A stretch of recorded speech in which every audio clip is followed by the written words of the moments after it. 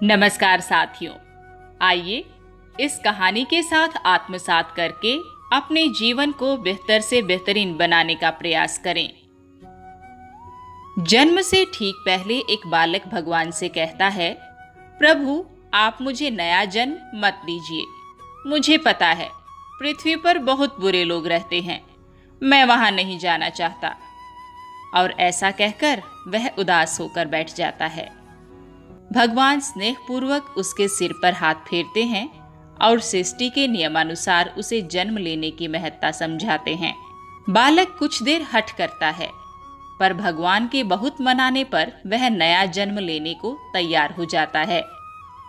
ठीक है प्रभु, अगर आपकी यही इच्छा है कि मैं मृतलोक में जाऊं तो वही सही, पर जाने से पहले आपको मुझे एक वचन देना होगा। बालक भगवान से कहता है। भगवान ने पूछा, बोलो पुत्र, तुम क्या चाहते हो? बालक ने कहा, आप वचन दीजिए कि जब तक मैं पृथ्वी पर हूं तब तक हर क्षण आप भी मेरे साथ होंगे। भगवान ने मुस्कुराते हुए कहा, अवश्य ऐसा ही होगा।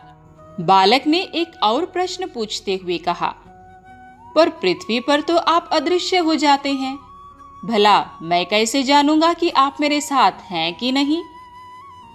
भगवान ने बालक को समझाते हुए कहा, जब भी तुम आंखें बंद करोगे तुम्हें 2 जोड़ी पैरों के चिन्ह दिखाई देंगे।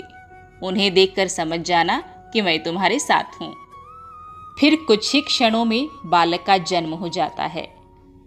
जन्म के बाद वह सांसारिक बातों में पड़कर भगवान से हुए वार्तालाप को भूल जाता है, पर मरते समय उसे इस बात की याद आती है तो वह भगवान के वचन की पुष्टि करना चाहता है। वह आंखें बंद कर अपना जीवन याद करने लगता है। वह देखता है कि उसे जन्म के समय से ही 2 जोड़ी पैरों के चिन्ह दिखाई दे रहे हैं, परंतु जिस समय वह अपने सबसे बुरे वक्त से गुजर रहा था उस समय केवल 1 जोड़ी पैरों के निशान ही दिख रहे थे। यह देखकर वह बहुत दुखी हो जाता है कि भगवान ने अपना वचन नहीं निभाया और उसे तब अकेला छोड़ दिया जब उनकी सबसे अधिक जरूरत थी। मरने के बाद वह भगवान के समक्ष पहुंचा और रूठते हुए बोला, प्रभु आपने तो कहा था कि आप हर समय मेरे साथ रहेंगे, पर मुसीबत के समय मुझे 2 की जगह 1 जोड़ी ही पैर दिखाई दिए। बताइए आपने उस समय मेरा साथ क्यों छोड़ दिया? भगवान मुस्कुराए और बोले, पुत्र जब तुम घोर विपत्ति से गुजर रहे थे तब मेरा हृदय द्रवित हो उठा और मैंने तुम्हें अपनी गोद में उठा लिया। इसलिए उस समय तुम्हें जो पैरों के चिन्ह दिखाई दे रहे थे वो मेरे पद चिन्ह थे, न कि तुम्हारे।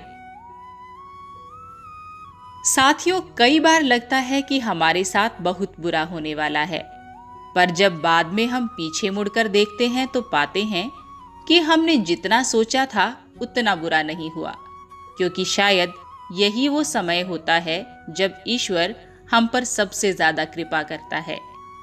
अनजाने में हम सोचते हैं कि वो हमारा साथ नहीं दे रहा, पर हकीकत में वो हमें अपनी गोद में उठाए होता है।